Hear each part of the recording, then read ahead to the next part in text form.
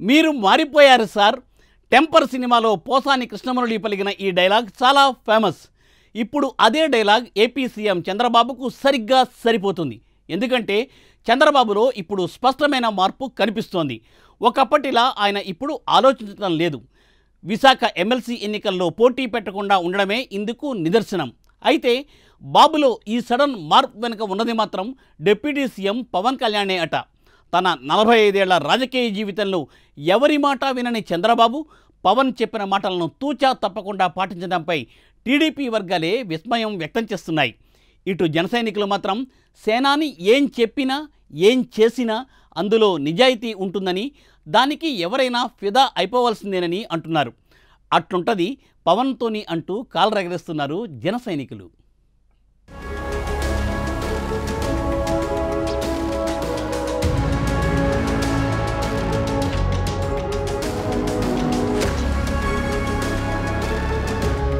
తెలుగు రాష్ట్రాల్లో సుదీర్ఘ రాజకీయ అనుభవం ఉన్న నేత చంద్రబాబు నాయుడు. ఉమ్మడి ఆంధ్రప్రదేశ్కు 2 సార్లు సీఎంగా పనిచేసిన చంద్రబాబు నాయుడు ఇప్పుడు విభజిత ఏపీకి కూడా 2వ సీఎం అయ్యారు. ఇక రాష్ట్ర రాజకీయాల్లోనే కాదు, జాతీయ రాజకీయాల్లోనూ గతంలో కీలక పాత్ర పోషించారు. ప్రస్తుతం కేంద్ర ప్రభుత్వంలో కీలకంగా ఉన్నారు. 45 ఏళ్ల రాజకీయ అనుభవం ఉన్న చంద్రబాబు నాయుడులో ప్రస్తుతం చాలా మార్పు కనిపిస్తోంది. విభజిత ఏపీకి ముఖ్యమంత్రి అయిన తర్వాత ఆయనపై అనేక ఆరోపణలు వచ్చాయి. ఇక ఉమ్మడి ఆంధ్రప్రదేశ్లో కూడా ఓటుకు నోటు కేసుతో పాటు అనేక అవినీతి ఆరోపణలు ఉన్నాయి. అయితే ఆయన గతంలో ఏ ఎన్నికలు వచ్చినా బలాబలాలతో సంబంధం లేకుండా పార్టీ తరపున అభ్యర్థులను బరిలో నిలిపేవారు. పంచాయతీ ఎన్నికల నుంచి పార్లమెంట్ ఎన్నికల వరకు ఎంతో జాగ్రత్తగా ఆచితూచి పోటీ చేయించేవారు. గెలుపోటములతో సంబంధం లేకుండా ఎన్నికల బరిలో పార్టీ ఉండేలా చూసుకునేవారు.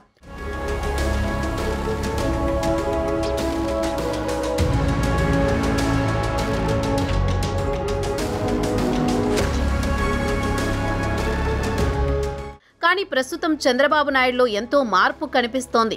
ఇందుకు తాజా ఉదాహరణ ఉమ్మడి విశాఖపట్నం స్థానిక సంస్థల ఎమ్మెల్సీ ఎన్నికల బరి నుంచి తప్పుకోవడమే. గతంలో చంద్రబాబు నాయుడు ఇలా ఆలోచించేవారు కాదు. ఎన్నిక ఏదైనా సరే బలముందా లేదా అనే దానితో పని లేదు, పోటీకి పెట్టేవారు. అయితే ప్రస్తుతం ఏపీలో కూటమి అధికారంలో ఉంది. అయినా కూడా ఆయన స్థానిక సంస్థల ఎన్నికల బరిలో అభ్యర్థిని నిలుపలేదు. గతంలో పోటీ చేయకపోతే ప్రజల్లోకి తప్పుడు సంకేతం వెళుతుందని భావించేవారు. కానీ ఇప్పుడు తప్పుకోవడం ద్వారానే సానుకూలత సాధించుకున్నారు. రాష్ట్రంలో అధికారంలోకి వచ్చాక వచ్చిన మొదటి ఎన్నికల బరిలో అభ్యర్థిని నిలుపకపోగా తమకు బలం లేదు కాబట్టి విలువలను కాపాడేందుకు పోటీ నుంచి తప్పుకున్నామన్న సంకేతం ప్రజల్లోకి వెళ్లేలా చూసుకున్నారు.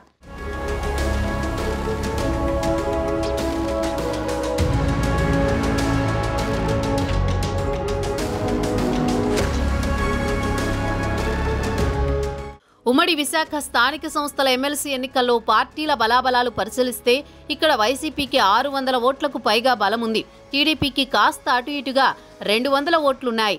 2 పార్టీల మధ్య ఓట్లలో భారీ వ్యత్యాసం ఉంది.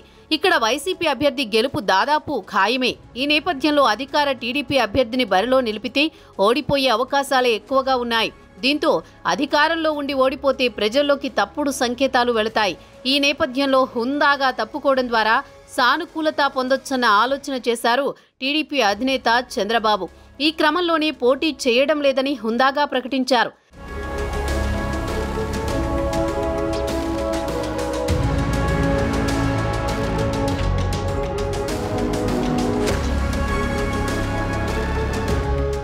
సాధారణంగా చంద్రబాబు నాయుడు బలంతో పని లేకుండా ఎన్నికల్లో పోటీకి ఎప్పుడూ సై అంటారు. కానీ రాష్ట్ర విభజన తర్వాత నుంచి ఆచితూచి వ్యవహరిస్తున్నారు. 2014 ఎన్నికల్లో తెలంగాణ, ఆంధ్రాలో పోటీ చేశారు. ఆంధ్రాలో అధికారంలోకి వచ్చారు.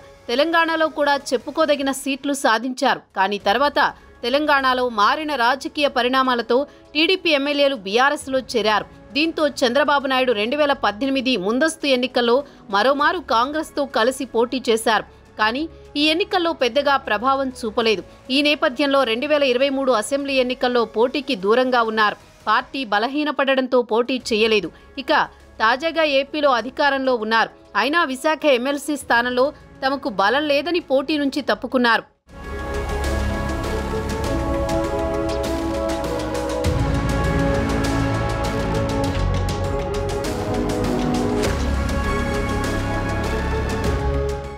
సీఎం చంద్రబాబు నాయుడులో ఈ మార్పునకు ప్రధాన కారణం జనసేన అధినేత పవన్ కళ్యాణ్ అనే ప్రచారం జోరుగా సాగుతోంది. అధికారంలోకి వచ్చిన తర్వాత స్వచ్ఛమైన పాలన అందిస్తానని చెబుతూ వస్తున్నారు. అందుకు అనుగుణంగానే ముందుకు వెళుతున్నట్టు కనిపిస్తోంది.